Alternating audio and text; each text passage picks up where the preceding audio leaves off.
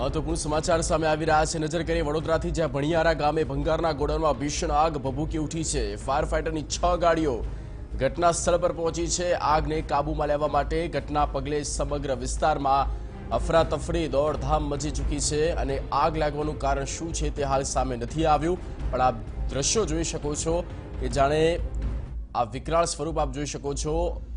આગના ગોટે ગોટા અવકાશમાં ઉડતા જોવા મળી રહ્યા છે। આ દ્રશ્ય પરથી જ અંદાજો લગાવી શકાય કે કેટલું મોટું વિકરાળ સ્વરૂપ ધારણ કરી લીધું હશે। તો ભંગારના ગોડાઉનમાં ભીષણ આગ લાગી છે। વડોદરાથી આ મહત્વપૂર્ણ સમાચાર। સદનસીબે કોઈ જાનહાની થઈ નથી અને તમામનો બચાવ થઈ ચૂક્યો છે। પણ આ ઘટના બનતાની સાથે જ લોકોમાં હાલ કુતૂહલ સર્જાઈ ચૂક્યું હતું અને અભિષેક પંચાલ સંવાદદાતા ફોન લાઈન પર જોડાઈ ચૂક્યા છે। અભિષેક, આ આગ લાગી કેવી રીતે? હાલ શું પરિસ્થિતિ છે? जगदीश, बिल्कुल वडोदराની નજીક આવેલ જે હાલોલ ટોલ નાકાની આગળ ભણિયારા ગામ છે ને ભણિયારા ગામથી જે ઇન્ડસ્ટ્રીયલ એસ્ટેટ આવેલું છે ત્યાં ગત મોડી રાતે જે સ્ક્રેપનું ગોડાઉન હતું તેમાં આગ લાગી હતી। પરંતુ આગ એટલી વિકરાળ હતી કે આજુબાજુમાં આવેલી જે કેમિકલની કંપની હતી તેમાં પણ આગ પ્રસરી હતી। ઉલ્લેખનીય છે કે મોડી રાતે જે આગ લાગી હતી તેની પર હજુ સુધી કાબુ મેળવાયો નથી। ચોક્કસપણે કહી શકાય કે વડોદરા ફાયર સ્ટેશનના જે 6 જેટલા ફાયર ફાઈટરો ઘટના સ્થળ પર પહોંચી ગયા છે અને સતત પાણીનો મારી કરી રહ્યા છે। પરંતુ જે કેમિકલ છે તે ખૂબ જ જ્વલનશીલ હોવાના કારણે હજુ પણ આગ પર કાબુ મેળવ્યો નથી। ચોક્કસપણે એવું કહી શકાય કે આંશિક કાબુ મેળવાયો છે, પરંતુ જે રીતના આગ લાગી હતી સમગ્ર વિસ્તારમાં અફરાતફરીનો માહોલ સર્જાઈ ગયો હતો। પ્રાથમિક દ્રષ્ટિએ આગ શેના કારણે લાગી તે એવું જાણવા મળી રહ્યું છે કે ઇલેક્ટ્રોનિક શોર્ટ સર્કિટના કારણે આગ લાગી હતી। પરંતુ જે રીતના આગ લાગી હતી સમગ્ર ઇન્ડસ્ટ્રીયલ એરિયા હતો તેની અંદાજિત 3 થી 4 જેટલી ફેક્ટરીઓ હાલ બળીને ખાક થઈ ગઈ છે। હજુ સુધી આગ પર કાબુ કોઈ પણ સંજોગોમાં મેળવાયો તેવા સમાચાર નથી મળી રહ્યા। પરંતુ સૂત્રોના જણાવ્યા અનુસાર કે જે રીતના કેમિકલ પદાર્થ હતો તેની અંદર રહેલું જ્વલનશીલ પદાર્થ જ્યાં સુધી પૂર્ણ નહીં થાય ત્યાં સુધી સતત હજુ આગ છે તે સળગી રહી છે। જગદીશ, અભિષેક, સદનસીબે કોઈનો જીવ આમાં ગયો નથી કે કોઈ ઇજાગ્રસ્ત થયું નથી। પણ આ વિસ્તારની વાત કરવામાં આવે તો જ્યાં આ આગ લાગી છે, શું ઇન્ડસ્ટ્રીયલ એરિયા છે, રેસિડેન્શિયલ એરિયા છે કે પછી કમર્શિયલ?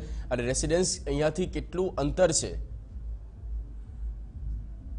જી અભિષેક, જે આ વિસ્તાર છે તે ઇન્ડસ્ટ્રીયલ ઝોન છે અને ઇન્ડસ્ટ્રીયલ વિસ્તાર એટલે આજુબાજુમાં કોઈ રેસિડેન્શિયલ ના હોવાના કારણે કોઈ પણ જાતની જાનહાનિ થઈ નથી। પરંતુ આગ કયા કારણે લાગી તેની હાલ પુષ્ટિ નથી થઈ રહી। પરંતુ જે રીતના આગ છે તે આગ પૂર્ણ થાય અને આગ પર સતત પાણીનો મારો થયા બાદ આગ જે રીતના ઓલવાય ત્યાર પછી જ FSL ની મદદ લેવામાં આવશે અને આગ કેવી રીતના લાગી છે તેનું પ્રાથમિક કારણ FSL ની તપાસ બાદ જ બહાર આવી શકે છે। જગદીશ, અભિષેક, આભાર માહિતી માટે। તો 6 ફાયર બ્રિગેડની ટીમ ઘટના સ્થળ પર છે અને સાથે જ આ આગને કાબૂમાં લેવા માટે હાલ તો પ્રયત્ન થઈ રહ્યા છે આગને બુઝાવવા માટે। પણ આગ જે છે અન્ય જગ્યાએ પ્રસરી ચૂકી છે અને જે કેમિકલ કંપનીઝ છે તે પણ ઝપેટમાં આવી ગઈ છે। તો આગને સંપૂર્ણપણે કાબૂમાં લેવા માટે હાલ તો 6 ફાયર બ્રિગેડની ટીમ ઘટના સ્થળ પર છે અને આ પાણીનો પૂરજોશમાં મારો ચલાવવામાં આવી રહ્યો છે અને સાથે જ આ આગ જે છે અન્ય જગ્યાએ ન પ્રસરે તે તેમની પ્રાથમિકતા છે અને બજ મહેનત અને જહેમત ઉઠાવવામાં આવી રહી છે। કારણ કે આપ જોઈ શકો છો આ દ્રશ્યો પરથી જ અંદાજો લગાવી શકાય છે કે કેટલું મોટી આ દુર્ઘટના બની છે।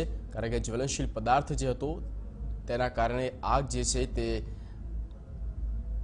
મોટું રૂપ ધારણ કરી ચૂકી છે।